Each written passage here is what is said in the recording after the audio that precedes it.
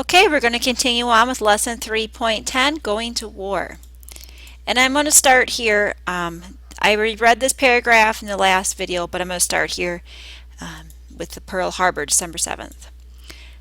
Let's look at the picture first. December 7th, 1941, the USS Shaw explodes during the Japanese attack on Pearl Harbor. You see the massive explosion there. Sunday, December 7th, 1941 began as a peaceful morning at Pearl Harbor. American battleships floated out their moorings. On the airfield, U.S. planes sat on the ground, wingtip to wingtip. Many soldiers and sailors were getting ready for church. Just before 8 o'clock, a buzz in the sky broke the morning stillness. A swarm of airplanes dropped out of the clouds. At first, the sailors thought it must be U.S. planes on a training exercise. But warning sirens began to wail, and the planes, with the red sun painted on their wings, screamed toward the harbor. The Japanese had caught the Americans completely off guard. Explosion after explosion rocked the Navy base as sailors ran for cover. Some reached their anti-aircraft guns and began shooting, but it was too late. Ships burst into fireballs as bombs tore at their hulls. A 1,760-pound bomb ripped through the deck of the USS Arizona. Minutes later, the colossal battleship split in two and sank to the harbor's bottom, taking more than 1,000 crewmen with it. When the Japanese planes headed back to their carriers, they left behind 8 sinking battleships, as well as the wrecks of several smaller vessels. The remains of nearly 200 U.S. planes littered the ground. Almost 2,500 servicemen were dead. President Roosevelt was stunned by the news. The next day he traveled to Capitol Hill, where he grimly addressed a joint session of Congress. His speech was broadcast by radio around the country to 60 million Americans.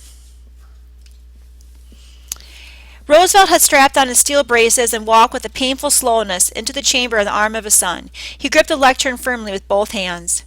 Yesterday, December 7th, 1941, a date which will live in infamy, he began. The United States of America was suddenly and deliberately attacked by naval and air forces of the Empire of Japan. When the President asked Congress for a declaration of war against Japan, Congress overwhelmingly approved it. 3 days later, Japan's Axis partners, Germany and Italy, declared war on the United States. The United States in turn joined the Allies in the fight against the Axis powers. World War II now stretched across the globe. Who were the Allies? At the outset of World War II, Britain and France were the chief powers of the Allied nations.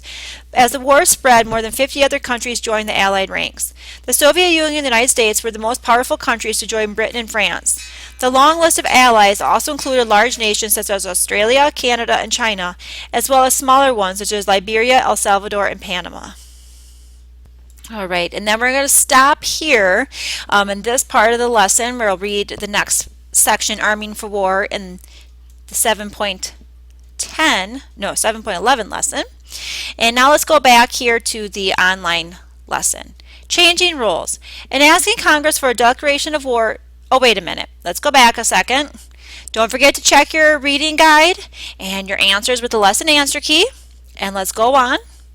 In asking Congress for a declaration of war in April 1917, Woodrow Wilson contrasted the democratic governments of Britain and France with the autocratic regime of Germany and said the world must be made safe for democracy. 23 years later, another U.S. president asked Americans to help make the United States the great arsenal of democracy. After you've completed the offline portion of the lesson, click Quarantine the Aggressors and Lone Dissenter below. Then click Gallery World War II Propaganda Posters. Study the posters and complete the Documents Analysis Propaganda Posters Activity Sheet. So let's look at these two things here, Quarantine the Aggressors. In a speech delivered on October 1937 in Chicago, President Roosevelt said, "War is a contingent, whether it be declared or undeclared. It can engulf states and people remote from the original scene of the hostilities. Yes, we are determined to keep out of war, yet we cannot insure ourselves against the disastrous effects of war and the dangers of involvement." What do you think his purpose was in saying this? Roosevelt knew the world was in danger from the fascist dictators in Germany and Italy. He wanted to help the nations that were victims of these aggressors, but he was also aware of the strong spirit of isolationism that existed in the United States. He wanted to help prepare the American people for the possibility that the United States might have to join the Allies in their fight against fascism. Lone dissenter. When Roosevelt asked Congress for a declaration of war against Japan, he spoke for only 6 minutes and 30 seconds. Congress then approved the resolution in a record time of 33 minutes. The vote was 82-0 in the Senate and 388-1 in the House. You might know who cast the sole dissenting vote in the House, the same representative who voted against the declaration of war against Germany in 1917, Jeannette Rankin of Montana. In 1917, hers was one of 50 dissenting votes. What might account for the significant change in the number of dissenting votes between 1917 and 1941? And you might account for that by the fact that the United States was attacked. Pearl Harbor was attacked, and that had not happened in World War I. The United States itself was not directly attacked, and that was quite a change for the beginning of World War II. Now, if we look at the propaganda posters, here is the very famous We Can Do It, Rosie the Riveter. Here is Victory Waits at Your Fingers. Keep them fine, Miss USA. And it says there at the bottom, Uncle Sam needs stenographers. Get civil service information at your local post office. So they're encouraging women to help out as stenographers. And here's another one, Keep them fighting. Production wins war, stop accidents, National Safety Council Incorporated.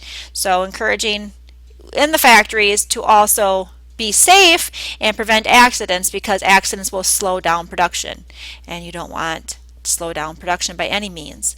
But going, of course, to the document analysis propaganda posters, you have to think of the intended audience, what the government hopes the audience will do, and so on and so forth. So go through those questions, do your best to answer them, and you can also check what the lesson answer key says in regards to those as well.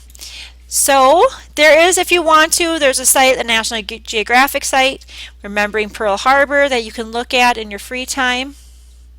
Make sure that link is still indeed active.